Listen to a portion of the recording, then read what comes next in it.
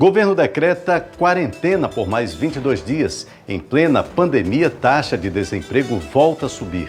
Os detalhes do pacote de medidas de auxílio emergencial para a população mais pobre e o dia de conscientização sobre o autismo. Hoje é quinta-feira, 2 de abril de 2020. O TVU Notícias está no ar.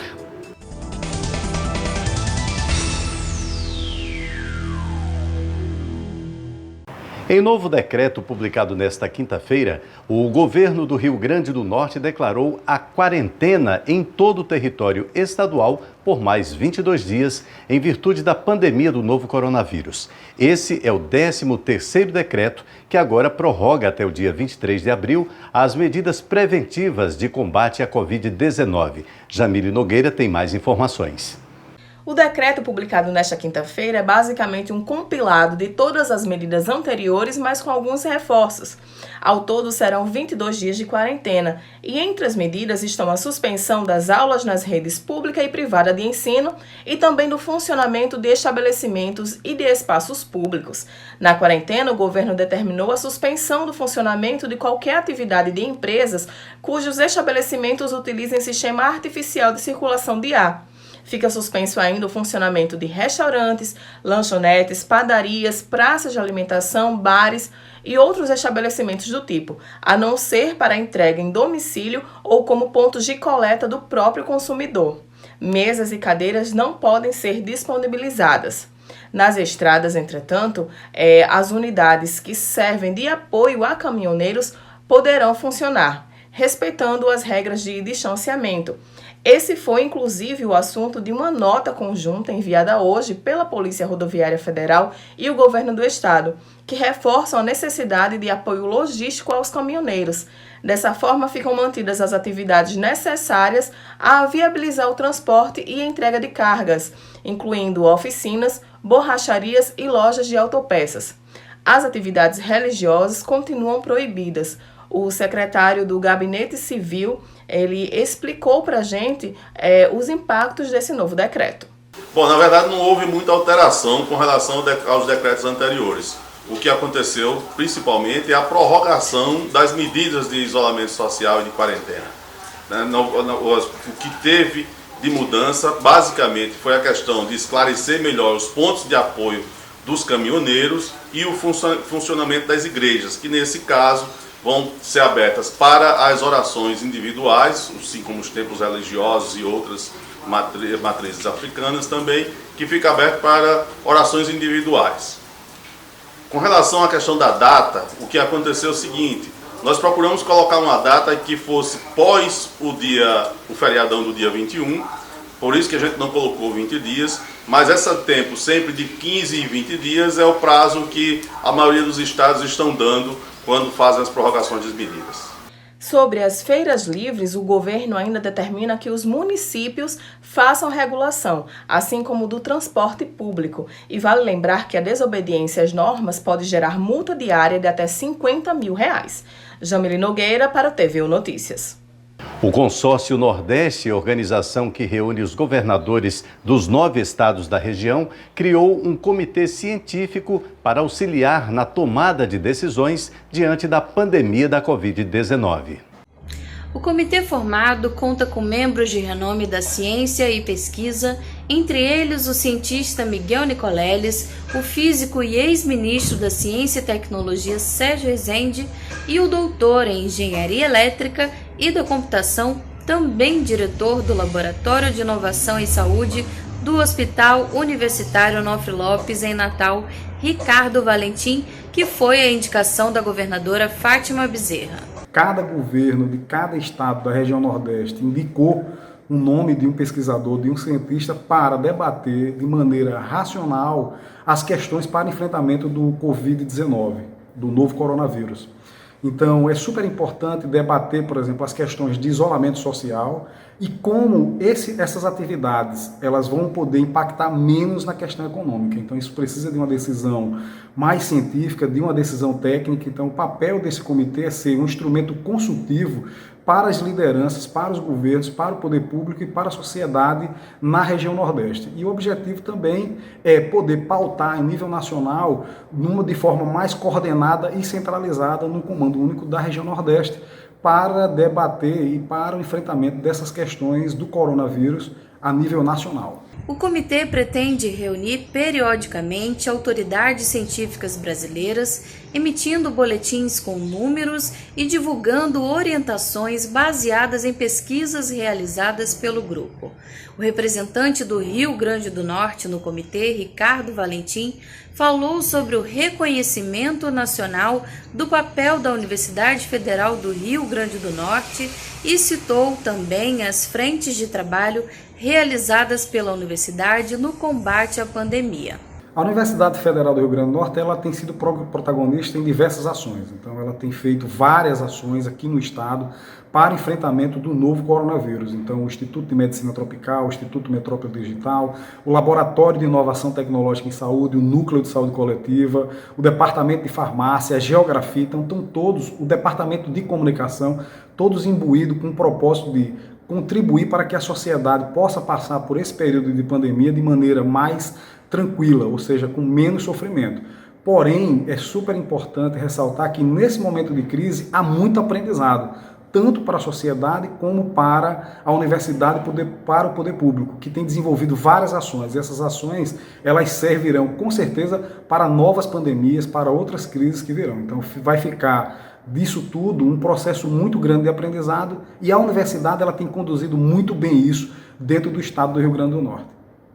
Depois de 2 semanas de discussão, o governo federal finalmente aprovou o pacote de medidas que prevê o auxílio emergencial à população mais vulnerável. O repórter Elias Bernardo tem os detalhes.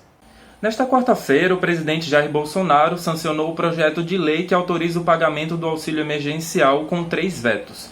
O valor do auxílio será de R$ 600 a ser concedido durante a pandemia do novo coronavírus por 3 meses e é destinado a trabalhadores informais, intermitentes, desempregados e microempreendedores individuais. Para receber o benefício, os requisitos são: ser maior de 18 anos de idade, salvo no caso de mães adolescentes, não ter emprego formal ou estar em um contrato intermitente, ter renda familiar mensal inferior a meio salário mínimo per capita ou 3 salários mínimos por família, além de não ser beneficiário de outros programas sociais ou do seguro-desemprego, com exceção do Bolsa Família. Mães e pais solteiros, chefe de família, também terão direito ao pagamento de 2 parcelas do auxílio durante 3 meses no valor de R$ 1.200. Com relação ao Bolsa Família, as famílias inscritas no programa poderão, portanto, receber 2 auxílios ou um auxílio e um benefício do Bolsa Família. Já para quem recebe o benefício de prestação continuada, o BPC, o critério de renda mínima para a concessão do BPC subirá de 25% para 50% do salário mínimo, conforme o texto aprovado nesta quarta-feira. Ainda dentro da proposta, foi criado o Programa de Auxílio Emprego, que autoriza o Poder Executivo, em acordo com os empregadores, a pagar parte dos salários de trabalhadores até o limite de 3 salários mínimos para que eles não sejam demitidos no período seguinte à pandemia. Para cada família beneficiada, a concessão do auxílio ficará limitada a 2 membros, de modo que cada grupo familiar poderá receber até R$ 1.200. O texto também passou por algumas alterações ainda nesta quarta-feira no Senado e irá incluir outros grupos sociais, como trabalhadores intermitentes, que não teriam direito ao auxílio na proposta original. Essas mudanças, aprovadas pelos senadores, seguem agora para a Câmara dos Deputados e em seguida podem ser sancionadas pelo presidente. O custo total do programa será de R$ 98 bilhões tirados dos cofres públicos e atenderá pelo menos 54 milhões de famílias. Ainda que sancionada ontem, a liberação do auxílio depende da regulamentação do Poder Executivo e da publicação de um decreto no Diário Oficial da União, assinado pelo Presidente da República, que defina como serão realizados os pagamentos. E aí, com isso, a gente fica aguardando as próximas informações sobre o calendário de pagamentos do pacote emergencial do governo. Elias Bernardo, para o TVU Notícias. A taxa de desemprego subiu no trimestre encerrado em fevereiro. Agora são 12.300.000 pessoas sem emprego. Os dados são da Pesquisa Nacional por Amostra de Domicílios do Instituto Brasileiro de Geografia e Estatística, o IBGE. O pior é que especialistas indicam que o cenário pode piorar com a crise provocada pela pandemia do coronavírus. Com a justificativa de evitar o aumento da taxa de desemprego nos próximos meses, o governo Bolsonaro publicou a medida provisória 936, que permite às empresas reduzir jornada e salário de funcionários sem participação de sindicatos em até 70% por até 3 meses, ou suspender totalmente o contrato de trabalho e o pagamento de salário por até 2 meses. Mas em qual cenário essa medida pode ser aplicada? O empregador ele não pode reduzir salário do trabalhador em razão dessa força maior. Quando eu falo reduzir salário, é reduzir salário diretamente. A redução salarial ela pode ser realizada desde que através da negociação coletiva. Em meio à ameaça de crise, o Banco Central do Brasil anunciou liberação de recursos para os bancos privados, que, somados a outras ações governamentais, podem causar um impacto que beira a casa do 1 trilhão na economia brasileira. Como essa ajuda aos bancos pode beneficiar o cidadão comum? Do empréstimo para folha de pagamento com taxa Selic de 3,7% ao ano, para complementar o salário dos trabalhadores das empresas. Essa é uma proposta bastante interessante, chega numa boa hora, porque hoje as empresas estão tendo uma queda de receita muito grande e algumas tendo uma queda de mais de 50%. Destinado aos desempregados, trabalhadores autônomos e microempreendedores de baixa renda, o presidente da República sancionou ontem um auxílio emergencial de R$ 600 por mês durante 3 meses. O calendário de inscrição e o pagamento ainda não foi divulgado, mas R$ 600 é suficiente para uma família em período de pandemia? Para a região Norte e Nordeste, esse dinheiro é um dinheiro substancial, já que pode ser colocado para 2 pessoas da mesma família, então que acaba somando R$ 1.200. Para as regiões de maior desenvolvimento, como o Sul, Sudeste e Centro-Oeste, é um valor muito pequeno que acaba não ajudando, mas qualquer dinheiro no momento de não ter nenhum acaba sendo útil. Qual é a dificuldade disso? A dificuldade disso é esse dinheiro chegar na mão de quem interessa receber.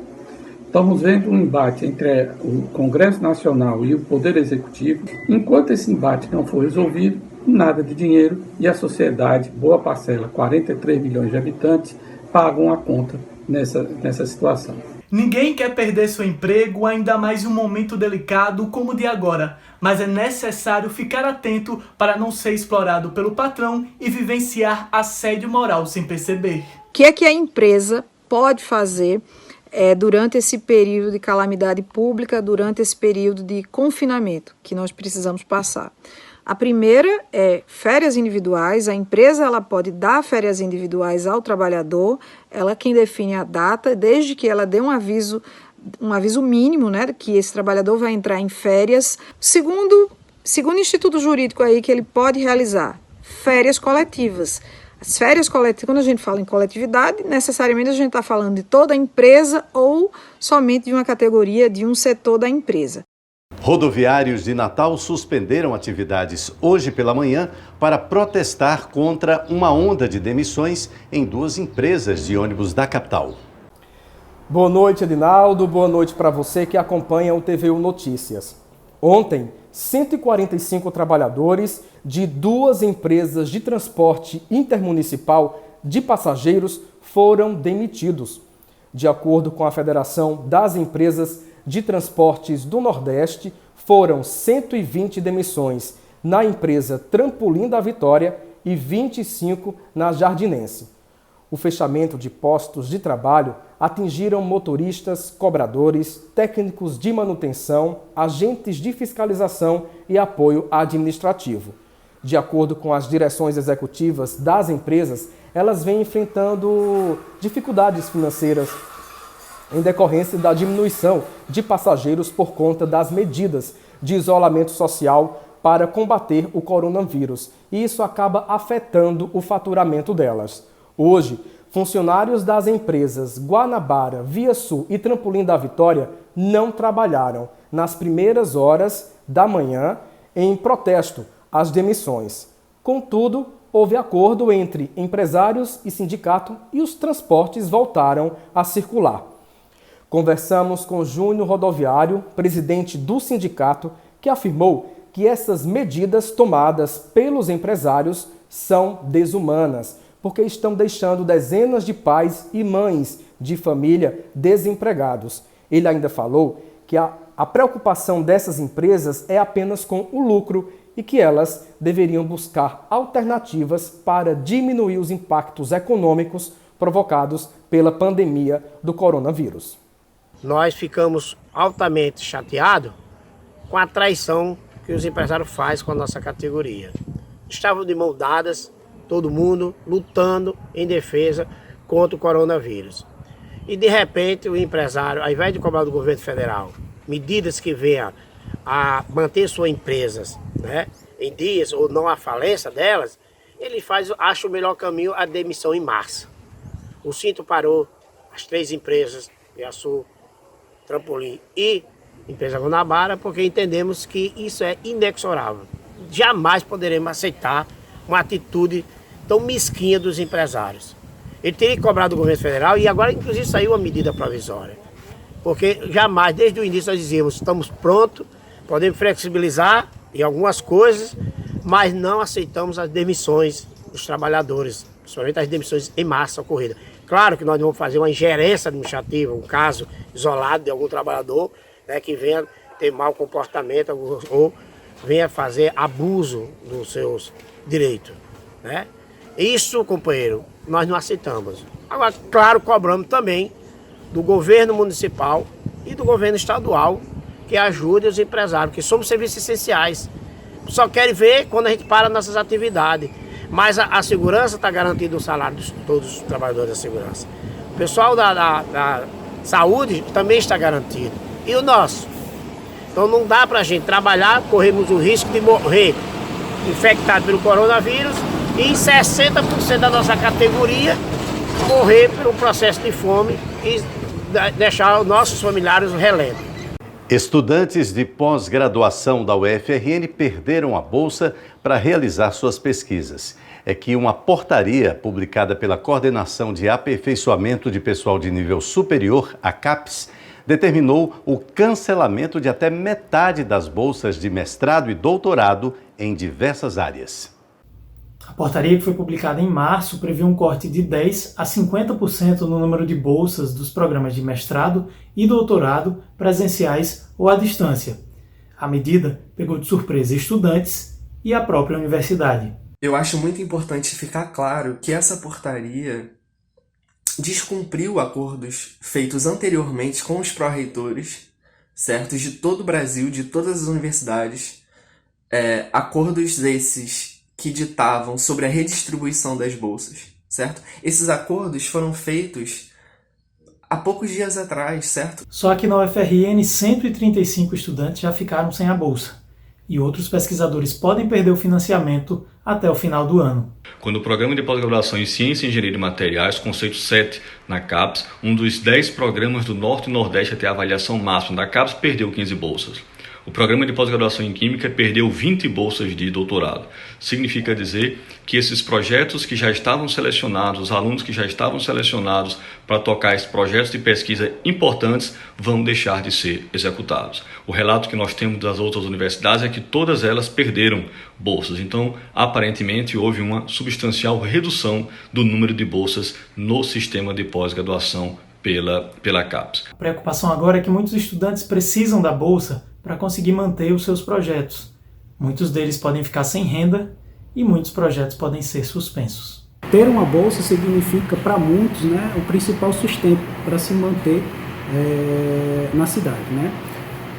A bolsa não é uma ajuda de custo, às vezes ela é a principal fonte de renda do pesquisador e às vezes até da família desse pesquisador. E com essa nova pandemia do novo coronavírus, a gente reflete sobre a importância da universidade pública e das pesquisas científicas dentro do Brasil. E muitas universidades foram convidadas a realizar pesquisas com propostas científicas para o enfrentamento desse vírus, né, que tanto tem nos preocupado.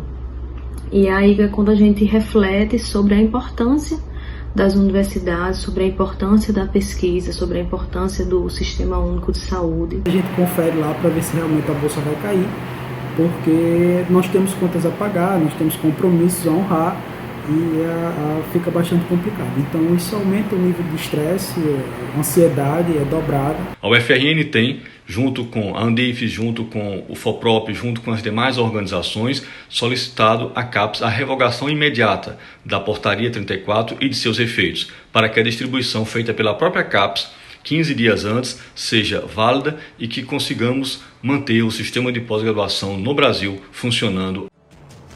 A seguir, mesmo com escolas fechadas, o Ministério da Educação mantém datas do Exame Nacional do Ensino Médio. No Dia Nacional do Autismo, a importância de conhecer o transtorno para acabar com o preconceito. Não saia daí, a gente volta em instantes.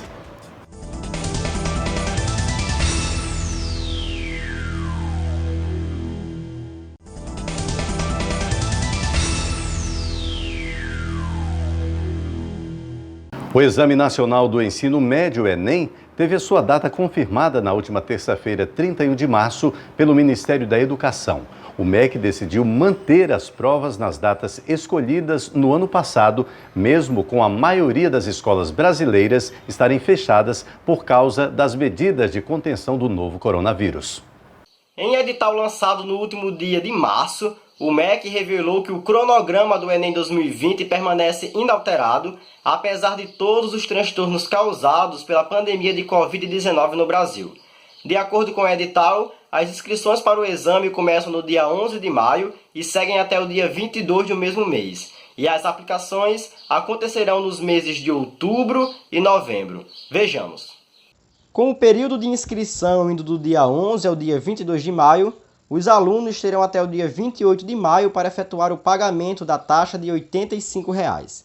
É bom lembrar que alguns estudantes têm direito à isenção.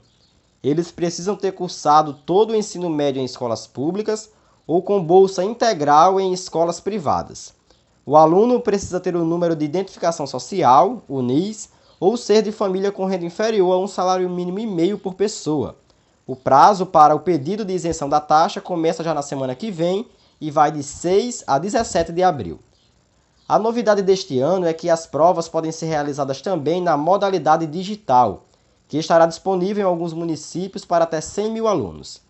Aqui no Rio Grande do Norte são 1.583 vagas, e apenas os estudantes de Natal poderão fazer as provas pelo computador. A escolha da modalidade desejada deve ser feita no ato da inscrição. As provas digitais serão aplicadas nos dias 11 e 18 de outubro. Já as impressas serão aplicadas nos dias 1º e 8 de novembro. Todas essas ações são realizadas exclusivamente no site do INEP, enem.inep.gov.br/participante. A decisão de manter a prova na mesma data gerou críticas de diversos setores da educação. O Conselho Nacional dos Secretários de Educação, o CONSED, pediu através de carta o adiamento do exame. Mesma ação das entidades representativas dos estudantes. O presidente nacional da União Brasileira dos Estudantes Secundaristas, UBS, Pedro Gork, falou sobre o posicionamento da entidade. Manter o cronograma do Enem nas datas previstas é uma irresponsabilidade e insensibilidade com o futuro dos jovens brasileiros. Não vivemos um momento de normalidade. A rotina do nosso povo foi alterada, as aulas estão suspensas, por isso não tem nenhuma justificativa para se manter o calendário previsto antes de toda essa pandemia. Não existe no nosso país uma democratização do acesso à internet. Nas classes D e E, apenas 48% das pessoas têm acesso à internet e a computador. Na zona rural, apenas 49% das pessoas têm acesso à internet. Por isso, o Enem não pode contribuir de forma nenhuma com a desigualdade educacional no nosso país. Precisamos pensar nos jovens que só têm acesso à internet dentro da escola, inclusive para fazer inscrição no Enem ou para ter acesso aos conteúdos didáticos. Por isso, entendendo que a educação tem que ser um valor universal da nossa sociedade, nós defendemos o adiamento do Exame Nacional de Ensino Médio. A estudante Pamela Jacira, que fará o Enem este ano, também acredita que a data deveria ser repensada. Eu acho que deveria ser repensado porque você está lidando com pessoas, tanto jovens e adultos, que têm o sonho de ingressar na faculdade. E para muitos ele está dificultando o que já é difícil, visto que muita gente não tem acesso à internet e alguns outros recursos que facilitam na hora de estudar. Então a gente não pode olhar para o nosso próprio umbigo e pensar que para a gente tá bom, a gente pode fazer a prova. Sendo que existem várias outras pessoas que têm o mesmo sonho que a gente e estão sentindo dificuldade na hora de estudar porque não tem os privilégios que muitos têm. Enquanto isso, Pamela vai se preparando para o Enem como pode. Por exemplo, alguns alunos de escola pública que já lidam com essa falta de aula por conta de greves, por conta de falta de merenda. E a ausência desses conteúdos acarreta muito lá na frente quando você estiver fazendo o Enem, porque o Enem é uma prova conteudista, o Enem é uma prova interpretativa, e essa ausência dificultará na realização da prova, visto que muita gente não tem acesso à internet e alguns outros recursos que facilitam na hora de estudar. Então a gente não pode olhar para o nosso próprio umbigo e pensar que para a gente tá bom, a gente pode fazer a prova. O dia 2 de abril é o dia da conscientização do autismo no Brasil e no mundo. A data foi instituída pela Organização das Nações Unidas, a ONU, em 2008 e propõe o conhecimento sobre o transtorno e as formas de tratamento. Uma em cada 160 crianças é afetada pelo transtorno do espectro autista. A estimativa é da Organização Mundial de Saúde. O transtorno é caracterizado por uma série de condições com certo grau de comprometimento no comportamento, na linguagem e na comunicação. A data de hoje serve para conscientizar as pessoas do que a população com esse transtorno passa e tem dificuldades como nos explica a psicóloga e diretora do Núcleo Desenvolve, Laís Leal. As dificuldades que a sociedade ainda encontra atualmente com pessoas com TEA são com relação a alguns comportamentos das pessoas dentro do espectro, né? Algumas pessoas têm algum comportamento mais estereotipado, são movimentos mais repetitivos, algumas pessoas têm interesses restritos, né?